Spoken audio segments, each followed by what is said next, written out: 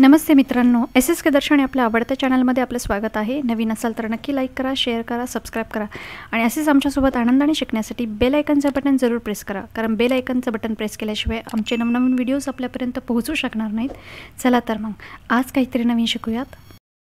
नमस्ते मित्रांनो, स्वागत आहे एस एस के दर्शन आपल्या चॅनलमध्ये। आज आपला चॅप्टर आहे 9th स्टँडर्डचा 13 नंबरचा कार्बन हा चॅप्टर आहे आणि हा खूप इम्पॉर्टंट असा चॅप्टर आहे आणि खूप इंटरेस्टिंग असा चॅप्टर आहे। चला तर आपण सुरू करूयात। कार्बन या चॅप्टरचं नाव आहे बघा, कार्बन अँड इम्पॉर्टंट इलेमेंट। त्याचं नावच काय दिलेलं आहे बघा, एक इम्पॉर्टंट इलेमेंट। हे एक इतकं महत्त्वाचं इलेमेंट आहे। तर इलेमेंट म्हणजे काय असतं हे आपण बघितलेलं आहे मागच्याच वर्षी, बरोबर ना। मूलद्रव्य, इलेमेंट म्हणजे काय असते, मूलद्रव्य। तर कार्बन हे कसं इलेमेंट असतं, कसं मूलद्रव्य असतं, मेटॅलिक की नॉन मेटॅलिक, हे मागच्या वर्षी आपण बघितलेलं आहे। कृपया तुम्ही जाऊन चेक करून घ्या। तर हे नॉन मेटॅलिक असतं, अधातू मूलद्रव्य असतं। हे इतकं महत्त्वाचं असतं। ते का महत्त्वाचं असतं, कारण आता मी तुम्हाला ह्याचं कारण सांगते।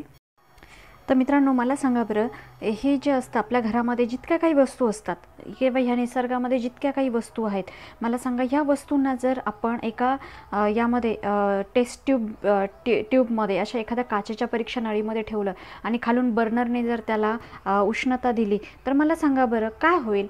तर ते जळून शेवटी त्याचा एक बघा ब्लॅकिश एक सबस्टन्स बाहेर राहतो, रिमेन्स राहतो, बरोबर ना, शिल्लक राहतो। तर तो ब्लॅकिश सबस्टन्स जो असतो ना, त्यालाच कार्बन म्हटलं जातं। मग काही असू द्या, आता बघा तुम्ही जर दूध उकळायला ठेवलं, घरात आईने दूध उकळायला ठेवलं, तर त्या पातेल्यामध्ये वगैरे, तर त्यामध्ये काय होतं, इव्हॅपोरेट होतं। अगोदर पाणी वाफ निघून जातं, मग खूप वेळ उष्णता देत राहिली तर दुधामधली पण वाफ होऊन दूध पण निघून जातं, इव्हॅपोरेट होतं।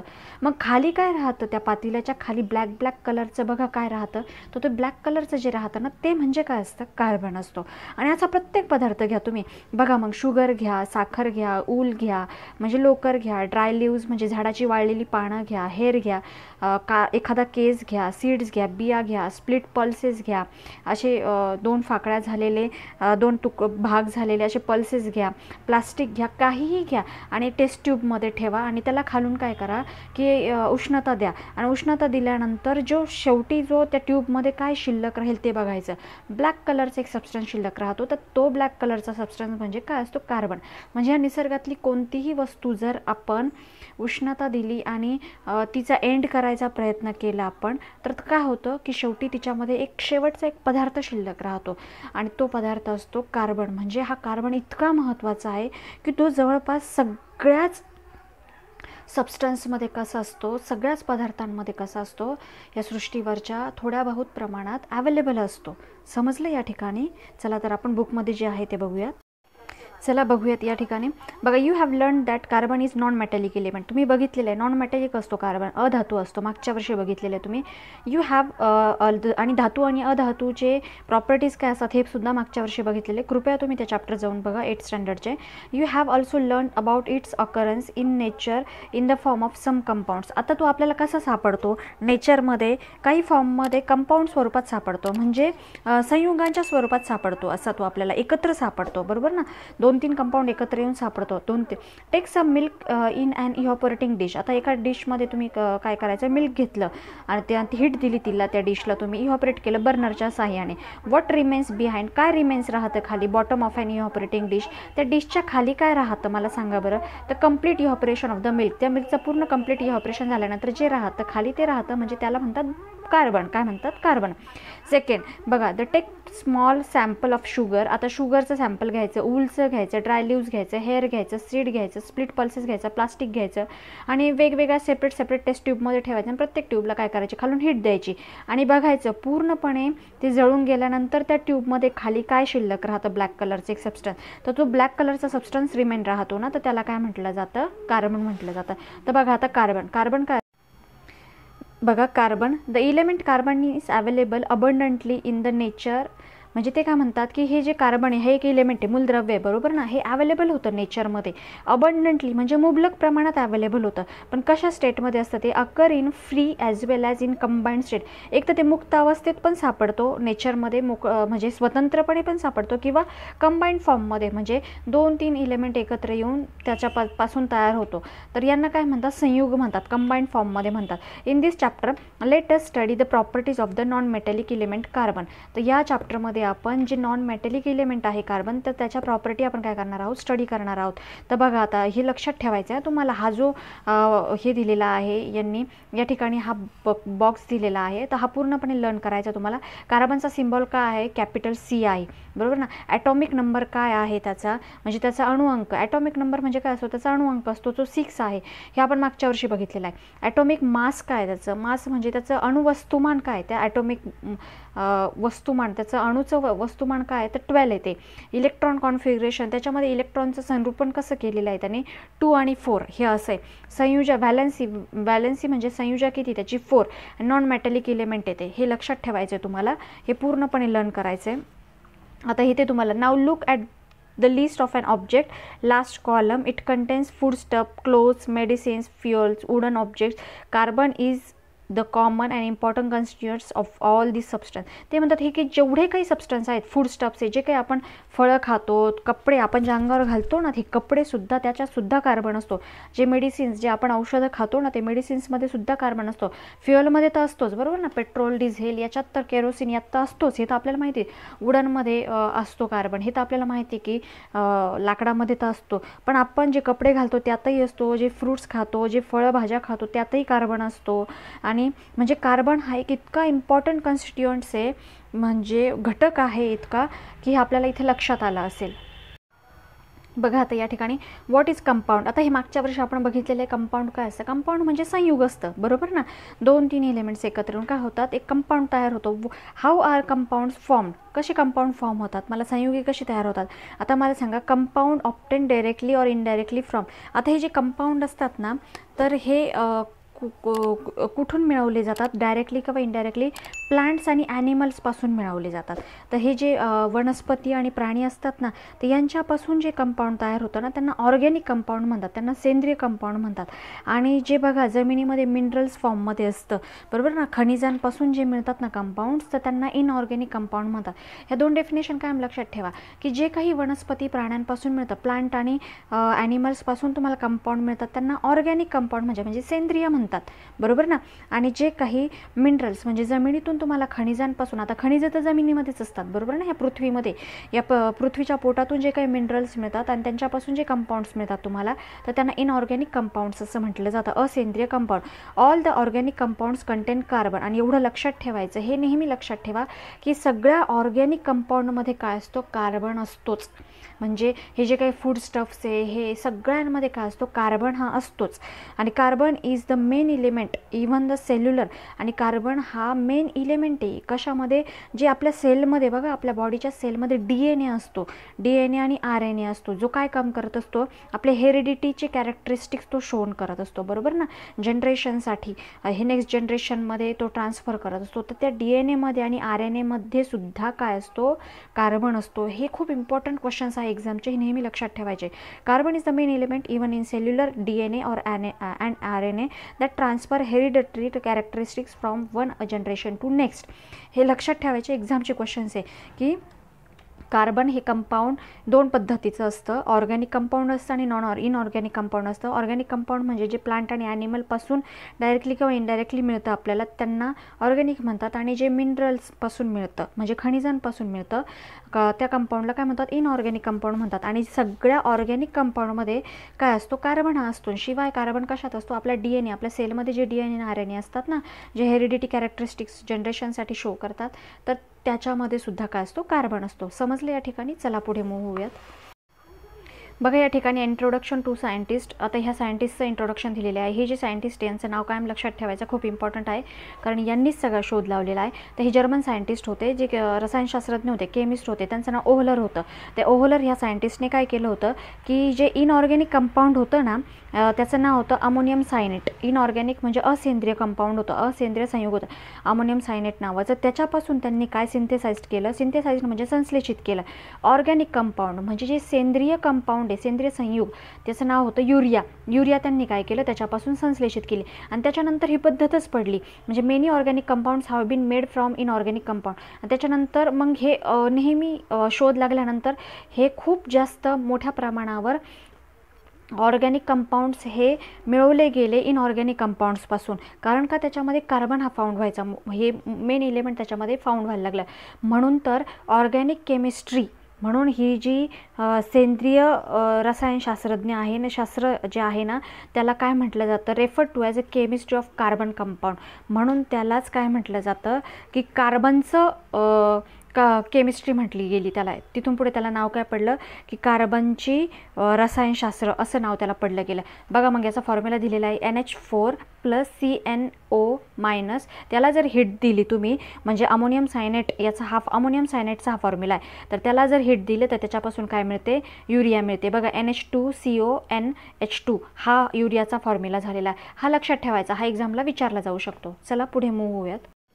बघा आता खूप इम्पॉर्टंट टॉपिक आहे हे, एक्झामचे सगळे क्वेश्चन एक्झामचे आहे. तुम्ही खूप मन लावून इकडे लक्ष द्या आणि समजून घ्या. अवघड असं काहीच नाही, फक्त समजून घ्यायचं तुम्हाला. Occurrence of carbon. आता कार्बन हा कुठे कुठे सापडतो, त्याचा म्हणजे आपण म्हणतो ना त्याचं आढळ कुठे कुठे आहे. तर बघा, the name carbon is derived from the Latin word carbo. आता कार्बन हा शब्द कुठून आला, तर हा लॅटिन शब्द कार्बो जो होता ना, तर त्याच्यापासून आलेला आहे, त्याच्यापासून डिराईव्ह झाला. कार्बो म्हणजे काय, लॅटिनमध्ये कोळशाला कार्बो म्हणायचे. मग कार्बन त्याच्यापासून तयार झाला, कारण कोळशासारखा दिसतो ना तो पदार्थ, म्हणून कार्बन नाव पडलं त्याचं. Carbon is found in nature. Carbon हा 2 पद्धतीमध्ये सापडतो नेचरमध्ये. तो एक तर फ्री स्टेटमध्ये असतो, म्हणजे मुक्त अवस्थेमध्ये सापडतो, किंवा कंपाऊंड स्टेटमध्ये सापडतो. म्हणजे तो स्वतंत्र पण सापडू शकतो नुसता कार्बन फॉर्ममध्ये, किंवा 2-3 एकत्र येऊन, एलिमेंट्स एकत्र येऊन पण तो सापडू शकतो संयुगांच्या स्वरूपात, कंपाऊंड स्टेटमध्ये पण सापडू शकतो. Carbon in the free state is found. तो फ्री स्टेटमध्ये सापडतो नेचरमध्ये, तर तो 2च वस्तूंमध्ये सापडतो. बघा, एक असतो डायमंड आणि एक असतो ग्रेफाईट. तर हे प्रश्न पेपरला विचारले जाऊ शकतात तुम्हाला, किंवा लाईफ लॉंग लक्षात ठेवा की कार्बन हा फ्री स्टेटमध्ये फक्त 2च पदार्थांमध्ये सापडतो. एक असतो डायमंड. डायमंड म्हणजे हिरा, जो आपण अंगावर घालतो बघा, ऑर्नामेंट्स म्हणून, किंवा जो खूप कॉस्टली असतो, प्रिशियस असतो, तो डायमंड. आणि दुसरा असतो ग्रेफाईट, जो आपण बघा पेन्सिलमध्ये वगैरे वापरतात, शिसं, ते ग्रेफाईट ते. In the combined state in following compound. आणि कंबाइंड स्टेटमध्ये म्हणजे संयुगाच्या स्वरूपात कुठे सापडतं, कार्बन डायऑक्साईडमध्ये असतो. बघा, कार्बन डायऑक्साईडमध्ये कार्बन पण असतो, ऑक्सिजन पण असतो, बरोबर ना. कार्बन त्यानंतर कुठे असतो, कॅल्शियम कार्बोनेटमध्ये असतो, मार्बलमध्ये असतो, कॅलामाइनमध्ये असतो. त्याचा फॉर्म्युला काय, ZnCO3. लक्षात ठेवायचं. फोसाईल फ्युअल्समध्ये असतो, म्हणजे कोलमध्ये असतो, बरोबर ना, दगडी कोळशामध्ये असतो, पेट्रोलियममध्ये असतो, नॅचरल गॅसमध्ये असतो. हे क्वेश्चन पेपरला विचारले जाऊ शकतील तुम्हाला. कार्बोनेशियसमध्ये असतो, म्हणजे कार्बनी पोषद्रव्यांमध्ये, न्यूट्रियन्समध्ये असतो, म्हणजे जसं की कार्बोहायड्रेट्समध्ये असतो. आता आपण जे अन्नपदार्थ खातो त्याच्यामध्ये कार्बोहायड्रेट्स असतात. कशामध्ये असतं सांगा बरं, गव्हामध्ये असतं, बरोबर ना, याच्यामध्ये असतं, कशामध्ये असतं, राईसमध्ये असतं, बरोबर ना, जे आपण खातो ते त्याच्यामध्ये. आणि प्रोटीन्स कशा असतं, डाळीत असतं, फिशमध्ये असतं, बरोबर ना, अंड्यामध्ये असतं प्रोटीन्स, सगळ्या डाळींमध्ये असतं. त्यानंतर फॅट्स कशात असतं, स्निग्ध कशात असतं, तेलात असतं, तुपात असतं, बरोबर ना, कोकोनट ऑइलमध्ये, याच्यामध्ये काय असतं, फॅट्स असतं. या सगळ्यांमध्ये काय असतो, कार्बन असतो. नॅचरल फायबर म्हणजे जे नैसर्गिक फायबर असतात. बघा, कॉटन आपण अंगावर घालतो ते कॉटन, ऊल, सिल्क. तुम्हाला सांगते मी कसं लक्षात ठेवायचं हे, की जे पदार्थ जळाल्यानंतर खाली ब्लॅक कलरचा सबस्टन्स शिल्लक राहतो का, त्याच्यामध्ये कार्बन, हे लक्षात घ्यायचं. आता कपडा जाळल्यानंतर कार्बन शिल्लक राहतो का, नक्कीच. ऊल जाळलं, सिल्क जाळलं तर राहतो की नाही, किंवा कार्बोहायड्रेट्स, बरोबर ना. चपाती आपण जाळली तर काय होणार, गहू जाळले शेवटी, बरोबर ना, गहू जाळले तर काय होणार, तर त्याचा शेवटी ब्लॅक कलरचा सबस्टन्स राहतो. तांदूळ जाळले, ब्लॅक कलरचा सबस्टन्स राहतो की नाही, बरोबर की नाही. कोलमध्ये असतं, पेट्रोलियम, याच्यामध्ये कार्बन असतो, हे लक्षात घ्यायचं.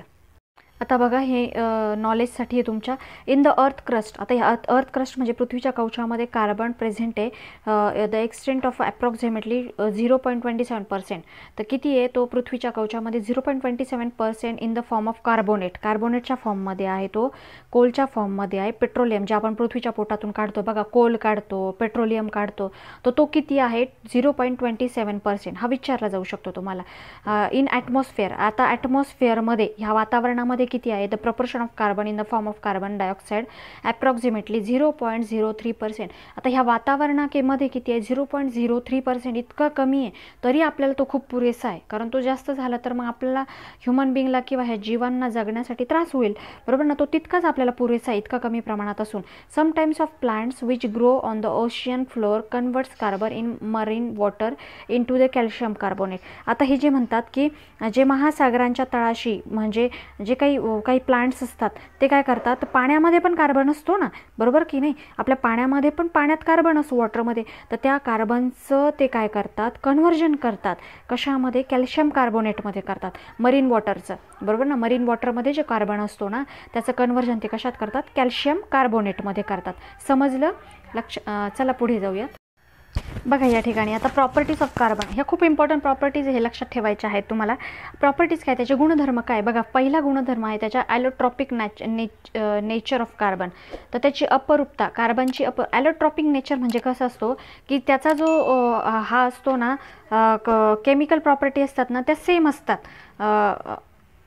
पण फिजिकल प्रॉपर्टी कशा असतात, वेगवेगळ्या असतात, त्याला म्हणतात ॲलोट्रॉपी. म्हणजे एखाद्या पदार्थाची, एखाद्या इलेमेंटची केमिकल प्रॉपर्टी ही कशी असते, सेम असते, परंतु फिजिकल प्रॉपर्टी कशी असणार, डिफरंट. म्हणजे तो जाळल्यानंतर कार्बन व्हाईट ब्लॅक कलरचं हे शिल्लक राहणार, बरोबर ना, ही झाली त्याची केमिकल प्रॉपर्टी. पण त्याची फिजिकल प्रॉपर्टी म्हणजे त्याचा शेप वेगळा असणार, त्याच्यामध्ये असणार आयटमची जी अरेंजमेंट असते ती वेगवेगळी असणार, बरोबर ना.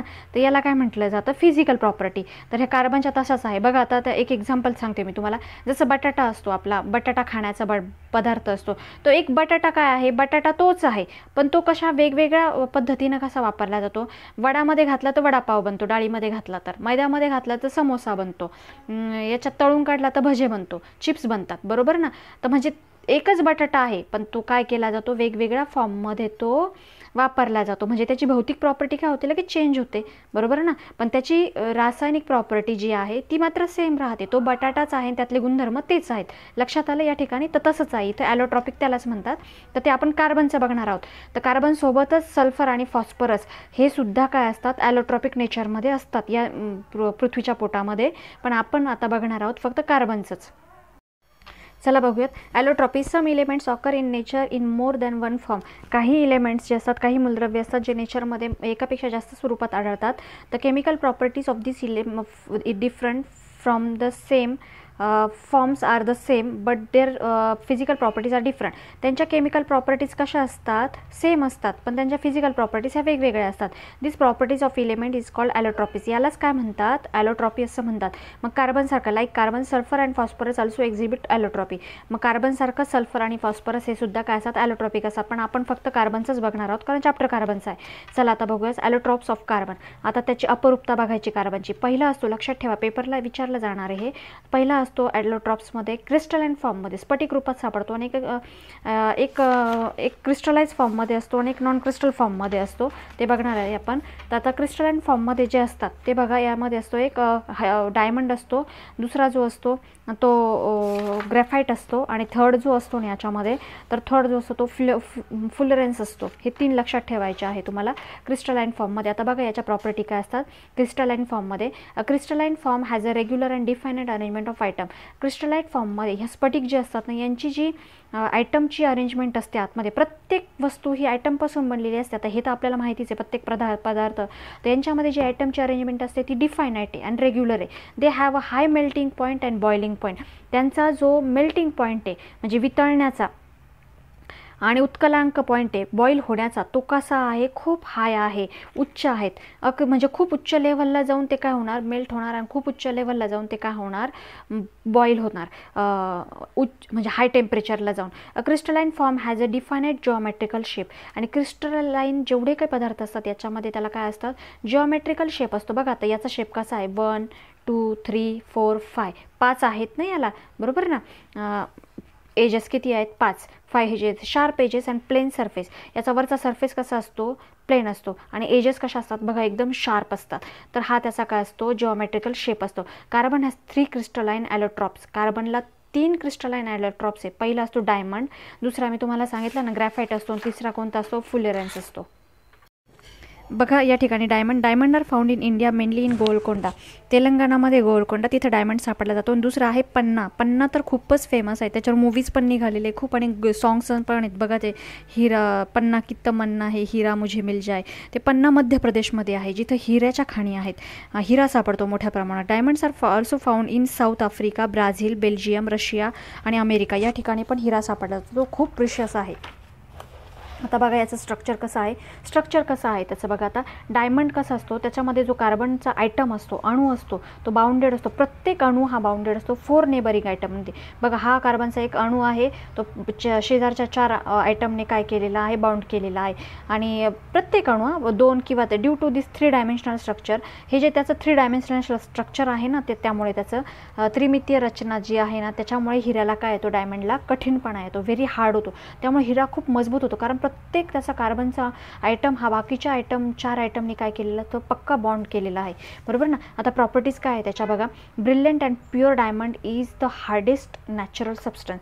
जो तेजस्वी आपण म्हणतो ना, ब्रिलियंट म्हणजे तेजस्वी आणि प्युअर म्हणजे शुद्ध हिरा जो असतो ना, तो सगळ्यात जास्त कठीण असणारा पदार्थ आहे नैसर्गिक पदार्थांमध्ये. म्हणजे ह्या सृष्टीमध्ये, ह्या निसर्गामध्ये सगळ्यात कठीण असा जो पदार्थ सापडतो ना, तो म्हणजे हिरा आहे. जो ब्रिलियंट असतो आणि प्युअर असतो, शुद्ध रूपात असतो, तो सगळ्यात कठीण असतो.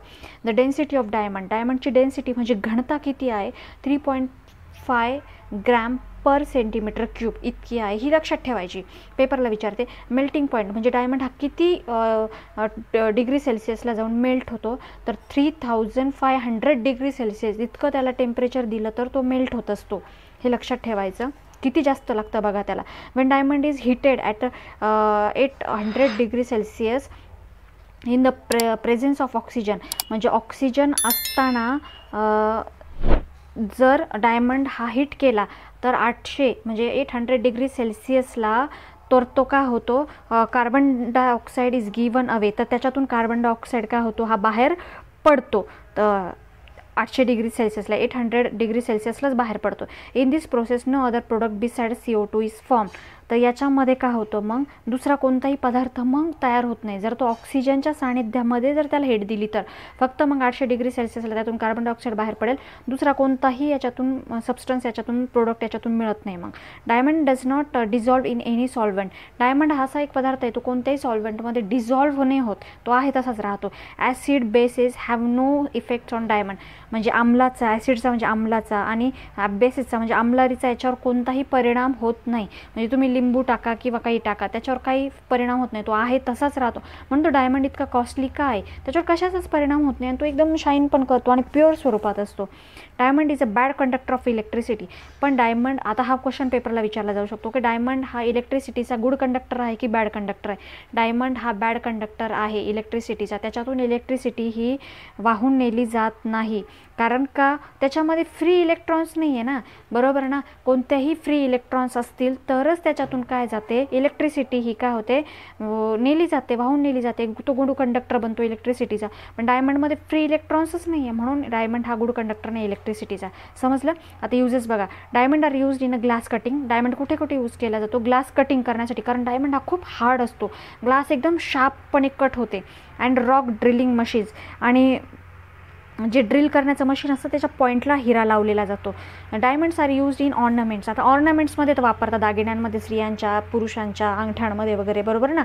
Diamond knives are use to the eye surgery, आणि एकदम असा बारीक असा पेनासारखा, पेनाच्या टोक कसं असतं, हे पेनाची निप कशी असते, असं पेनाच्या निपसारखं असं एक छोटं हे केलं जातं, डायमंड लावला जातो आणि डोळ्याच्या सर्जरीमध्ये ते वापरला जातो, कारण खूप नाजूक काम असतं ना, एकदम कट टू कट तिथे सर्जरी होत असेल. Diamond dust is used for polishing the other diamond. आणि दुसऱ्या डायमंडची पॉलिश करण्यासाठी एका डायमंड दुसऱ्या डायमंडचं काय केलं तर डस्ट म्हणजे त्याची जी भुकटी असते ना, तर ती वापरली जाते दुसऱ्या हिऱ्यांना चकाकी देण्यासाठी. Diamond is use to make windows giving protection from radiation in space and the artificial at satellite. आता हे जे सॅटेलाईट सोडले जातात, कृत्रिम उपग्रह सोडले जातात बघा वर अवकाशामध्ये, तर यांच्यामध्ये सुद्धा काय केलं जातं की जे रेडिएशन येतं ना, त्याच्यापासून त्यांना प्रोटेक्शन देण्यासाठी त्याच्या ज्या विंडो असतात का, त्या विंडोसुद्धा तयार करण्यासाठी डायमंडचा उपयोग केला जातो याच्यामध्ये. लक्षात आलं या ठिकाणी. डायमंड हे कंप्लीट झालेलं आहे, क्रिस्टलाइज फॉर्ममध्ये. समजलं असेल अशी आशा आहे. पुढे जाऊयात आपण ग्रॅफाईटकडे.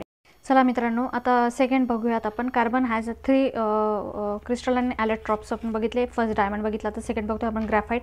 ग्रॅफाईट हा सुद्धा कुठं सापडतो, आपण नेचरमध्ये सापडतो. Graphite is found in natural state. कुठे सापडतो, रशियामध्ये, न्यूझीलंडमध्ये, हे देश या, अमेरिका, इंडिया, आपल्या भारतातही सापडतो. The lead used in pencil. आता ही जी पेन्सिल वापरतो आपण बघा, ती नटराजची वगैरे पेन्सिल असते ती, तिच्यामध्ये जे लीड पेन्सिल लेड वापरलं जातं, is made by mixing graphite with clay. म्हणजे मातीसोबत काय, क्ले सोबत काय केलं जातं, ग्रॅफाईट मिक्स केलं जातं आणि त्याच्यापासून काय तयार केलं जातं, ती पेन्सिलचं टोक तयार केलं जातं. This process was discovered by Nicholas Jacques यांनी काय केलेलं आहे, याचा शोध लावलेला आहे. त्यांचं नाव निकोलस जॅक्स कॉन्टी होतं बरं का. इन 1795मध्ये हा त्यांनी शोध लावलेला आहे. आता बघा स्ट्रक्चर कसं असतं त्याचं. आता याचा प्रत्येक डायमंडचा कसा असतो, प्रत्येक कार्बन हा 4 यांनी बाकीच्या बॉन्डिंग झालेला असतो. तर याचा कसा असतो, प्रत्येक आयटम जो असतो ना, कार्बनचा atom graphite is bonded 3 other carbon आयटमने. बघा प्रत्येक हा जो आहे ना बघा, हा 1 2 3 हा बघा 1 2 परत 3 1 2 3 प्रत्येक 3 यांनी हे केलेला असतो, तो बॉन्ड केलेला असतो. त्यामुळे काय होतं, सच विथ दॅट हेक्झागॉनिकल लेअर्ड स्ट्रक्चर तिथे फॉर्म होतं. हेक्झागॉनल म्हणजे काय, 6 त्याला बाजू असतात. 1 2 3 4 5 6 1 2 3 4 5 6 बघा 6 हेक्झागॉनल तयार होतं, लेअर्ड फॉर्म स्ट्रक्चर तयार होतं. Graphite crystal is a made of many sheets of layer of carbon item. आणि ग्रॅफाईट क्रिस्टल कसं बनलेलं असतं, मेनी शीट्स असतात त्याला. बघा लेअर असतो, हा वरचा एक लेअर असतो, हा बघा हा इथे तयार होतो, हा खाली एक लेअर होतो आणि बघा मग असे लेअर तयार होऊन हा ग्रॅफाईट तयार होतो. आणि प्रत्येक लेअर जो असतो ना, this layer slips over each other on applying pressure. आणि हे जे लेअर असतात ना, हे एकमेकांवर दाब दिल्यावर काय तयार होतो, असे एकमेकांवर बघा the layer slips over each other. ते एकमेकांवर असे दाब दिल्यानंतर काय होतो, प्रेशरने असा ग्रॅफाईटचा एक तुकडा तयार होत असतो, बरोबर ना. One layer of graphite is called graphene. आणि याचा जो एक लेअर असतो ना, असा जर एक लेअर आपण काढला ना असा अणूच्या बॉन्डिंगचा, तर त्याला काय म्हटलं जातं, ग्रॅफाईन म्हटलं जातं. काय म्हटलं जातं, ग्राफीन म्हटलं जातं. लक्षात आलं. चला तर पुढे जाऊयात. बघा या ठिकाणी तुम्हाला एक एक्सपेरिमेंट करायचा आहे. अपार्टस घ्यायचे आहे, त्यासाठी पेन्सिल लागणार आहे, इलेक्ट्रिकल वायर लागणार आहे, बॅटरी लागणार आहे, त्याला सेल म्हणतो आपण. एखादा छोटासा बल्ब घ्यायचा, वॉटर घ्यायचं, केरोसिन घ्यायचं, टेस्ट ट्यूब घ्यायच्या, लेड पेन्सिल घ्यायचे. ते म्हणतात की जसं बघा आता मगाशी तुम्हाला काय सांगितलं मी, की डायमंड हा काय आहे, गुड कंडक्टर आहे की इलेक्ट्रिसिटीचा, नाही, कारण त्याच्यामध्ये फ्री इलेक्ट्रॉन्स नाही. पण ग्रॅफाईट आहे का, हे कसं चेक करायचं. मग हे पेन्सिलला काय करायचं, बघा या ठिकाणी चिमटे लावायचे, नंतर सेलला 2 बाजूने 2 हे लावायचं, बल्ब लावून बघायचं आणि बघायचं लागतो का. बल्ब जर लागला तर समजायचं ग्रॅफाईट हा काय आहे, इलेक्ट्रिसिटीचा गुड कंडक्टर आहे. आणि करून बघा, हा एक्सपेरिमेंट तुम्ही करून बघायचा आहे. हा गुड कंडक्टर आहे हे सांगते मी तुम्हाला, बल्ब लागला पाहिजे इथे. मग इथे तेच सांगितलेलं आहे बघा. आता procedure, remove the lead from a पेन्सिलमधून लेड काढून घ्या. Fill it with your finger, तुमच्या हातांचा बोटांचा स्पर्श करून बघा. व्हॉट कलर इट इज, तुमच्या हाताला लागतं बघा त्याचं पेन्सिलचं बोटांना. Try to break the lead with your hand, तुमच्या बोटाने तोडून बघा तुटतं का ते. सहज तुटतं, ठिसूळ असतं ना कारण ते, लगेच तुटतं ते. Assemble the apparatus as shown in the diagram, असं डायग्राममध्ये दाखवल्याप्रमाणे अपार्टस वापरायचे आणि बघायचं. Start the electric current in the circuit, याच्यामध्ये करंट द्यायचा आणि सर्किट सुरू करून बघायचं आणि बघायचं बल्ब लागतो का. Take some water in the test tube, एका ट्यूबमध्ये काय करायची, वॉटर घ्यायची आणि एका ह्याच्यामध्ये केरोसिन घ्यायचं, रॉकेल घ्यायचं अनदर ट्यूबमध्ये. Put lead dust in both test tube and what did you find, तुम्ही दोन्ही टेस्ट ट्यूबमध्ये टाकून बघायचं, लेड टाकून बघायचं आणि काय होतं बघायचं. तर चेक करायचं काय होतं, कशामध्ये वितळतं, कशामध्ये त्याची वेगवेगळी अशी तुकडे भुकटी होती, ते चेक करून बघायचं. हा एक्सपेरिमेंट आहे. चला पुढे जाऊयात. बघा या ठिकाणी आता प्रॉपर्टीज ऑफ ग्रॅफाईट कसं असतं बघा. आता graphite found in nature in black, नेचरमध्ये ते ब्लॅक कलरमध्ये सापडतं, सॉफ्ट असतं. कारण बघा पेन्सिलचं लीड असं हाताने तोडलं तरी तुटतं, ब्रिटल म्हणजे असं ठिसूळ असतं, तुटतं ते, स्लिपरी, असं गुळगुळीत असतं. असं हाताने घासलं तर गुळगुळीत लागतं, तुम्हाला हाताला लागतं की नाही. Inside each layer of graphite free electrons move continuously, आणि ग्रॅफाईटमध्ये इलेक्ट्रॉन्स हे फ्री असतात. त्यामुळे इलेक्ट्रॉन्स फ्री असल्यामुळे काय होणार आहे, तो good conductor of electricity. Graphite is a good conductor of electricity, हे एक्झामचे क्वेश्चन असणार आहे की गुड कंडक्टर ऑफ इलेक्ट्रिसिटीमध्ये नावं देतील तुम्हाला, ग्रॅफाईट देतील, डायमंड देतील, तुम्हाला ओळखायचं आहे. तर ग्रॅफाईट हा काय, गुड कंडक्टर इलेक्ट्रिसिटीचा, कारण का त्याच्यामध्ये इलेक्ट्रॉन्स हे फ्री असतात. Due to the layered structure graphite can be used for writing on paper. त्याच्यामुळे काय होतं की त्याच्यामध्ये ग्रॅफाईट कशाचा बनलेला असतो, असा लेअरचा बनलेला असतो. त्यामुळे काय होतं की तो पेपरवर लिहिण्यासाठी त्याच्या अशा जे लेअर्ड असतात ह्या रचनेमुळे काय होतं की कागदावर तो उमटतो, बरोबर की नाही. आपण पेन्सिल कशावर उमटवतो, कागदावर उमटतो ना. ते जर लेअर नसतात आपण असे उमटवू शकलो असतो का, पेन्सिल नसती बरोबर ना. तर ते त्याचा जो लेअर फॉर्म आहे त्याच्यामुळे तो असं का पेपरवर आपण लिहू शकतो. द डेन्सिटी ऑफ ग्रॅफाईट इथं, आता ग्रॅफाईटची डेन्सिटी काय आहे, घनता काय आहे, 1.9 to 2.3 gram per centimetre cube. आणि इकडे काय होती याची, हिऱ्याची काय होती, डायमंडची 3.5 ग्रॅम पर सेंटीमीटर क्यूब. लक्षात आलं इथे. Graphite does not dissolve in most solvent, म्हणजे खूप साऱ्या सॉल्वंटमध्ये तो विरघळत पण नाही. मग तुम्हाला चेक करायचं ना, मी तुम्हाला काय म्हटलं, इथे ट्यूब घ्यायच्या 2, एक वॉटर टाकायची आणि एक केरोसिन घ्यायचं आणि कशामध्ये तो विरघळतो हा एक्सपेरिमेंट तुम्ही करून बघायचा आणि बघायचं काय होतं, कशात तो विरघळतो. आता युजेस ऑफ ग्रॅफाईटचा यूज काय आहे आपल्याला तर माहितीच आहे. लिहिण्यासाठी तर वापरतो आपण, रायटिंग करण्यासाठी, बरोबर की नाही. पेन्सिलमध्ये त्याचा यूज करतो. एक तर तुम्ही मनानेच लिहू शकता. Graphite is use for making lubricants. Lubricants म्हणजे वंगण जे असतं ना ते तयार करण्यासाठी ग्रॅफाईट वापरतात. Graphite is use for making carbon electrode. म्हणजे कार्बन इलेक्ट्रोड म्हणजे जे इलेक्ट्रोड असतात का, आता तुम्हाला हे माहिती का, मला माहीत नाही. जे बॅटरी असतात बघा, बॅटरीमध्ये ना त्या अशा काड्या असतात बघा, त्या बॅटरीमध्ये त्या लिक्विडमध्ये सोडलेल्या काड्या, त्याच्यासाठी सुद्धा आहे ना ग्रॅफाईटचा यूज केला जातो कार्बन इलेक्ट्रोडमधून. Graphite is used in pencil for writing. Graphite is used for paint and पॉलिशमध्ये पण यूज होतो. Graphite is used as a arc lamp. Arc lamp म्हणजे खूप मोठा लाईट पडण्यासाठी, ब्राईट लाईट पडण्यासाठी जो असतो ना, तर त्याच्यामध्ये ग्रॅफाईट हा वापरला जातो. बघा आता हा लास्ट पॉईंट कवर करायचा आहे. मग आपल्याला चॅप्टर इथे कंप्लीट करायचं आहे, थांबवायचं आहे. बघा हा फुलरीन हा एक तिसरं दिलेला आहे त्यांनी या ठिकाणी. तर बघा फुलरीन हे काय आहे. फुलरीन्स ॲज अ ॲलोट्रॉप ऑफ कार्बन. कार्बनचा ॲलोट्रॉपच आहे, अप्रूप आहे, रेअरली फाउंड इन नेचर. खूप कमी प्रमाणात सापडतं नेचरमध्ये, म्हणून याचं फार नाव पण माहीत नाही आपल्याला. It is found in suit and the Interstellar space. आता हे स्पेस म्हणजे आकाशामध्ये, ते ताऱ्यांच्यामध्ये जी जागा असते तिथे, किंवा किंवा कुठे इथे सापडतं ते. The first example of fullerenes is Buckminster fullerenes. तर पहिलं एक्झाम्पल काय याचं, बकमिन्स्टर फुलरेन्स C16 हे त्याचं पहिलं एक्झाम्पल आहे. This allotrope of carbon is named fullerenes after the architect of Richard Buckminster. तर यांचं नाव का बरं पडलं, तर हे रिचर्ड बकमिन्स्टर होते फुलर. हे जे होते ना, हे आर्किटेक्ट होते, हे वास्तुशास्त्रज्ञ होते. त्यांनी याचा शोध लावलेला आहे. तर यांनी काय शोध लावला की हे कसं असतं स्ट्रक्चर याचं, C60 resembles the structure of the geodesic dome ही डिझाईन. मग त्यांनी काय केलं की याचा हा जो गोलाकार असतो ना, असं डोम जो असतो ना घुमटाचा गोल, तर हा याला असा गोल असतो म्हणून त्यांनी त्याचं नाव फुलरेन्स असं नाव ठेवलं. Harold Kroto, Robert Curl and Richard Smalley were given the Nobel prize in chemistry 1996 for the discovery of carbon allotrope fullerenes C60. आणि त्याचप्रमाणे हे जे आहेत ना हे शास्त्रज्ञ कोणते हे क्रोटो, हॅरोल्डो, रॉबर्ट कर्ल, रिचर्ड स्मॉली यांना 1996 मध्ये नोबेल प्राइज देण्यात आलं याचा शोध लावल्याबद्दल. C16 हे फुलरिनचा जो शोध आहे ना कार्बनचा, याचा शोध लावल्याबद्दल त्यांना नोबेल प्राइज देण्यात आलं. C60, C70, C76, C82 आणि C86 हे एक्झाम्पल आहे फुलरेन्सचे. हे एक्झाम्पल फक्त पेपरला विचारले जातील, तुम्ही लक्षात ठेवा की फुलरेन्सचे एक्झाम्पल कोणते. C60, 70, 76, 82 आणि 86 हे त्याचे एक्झाम्पल आहे. Their molecules occur in a small number in suit.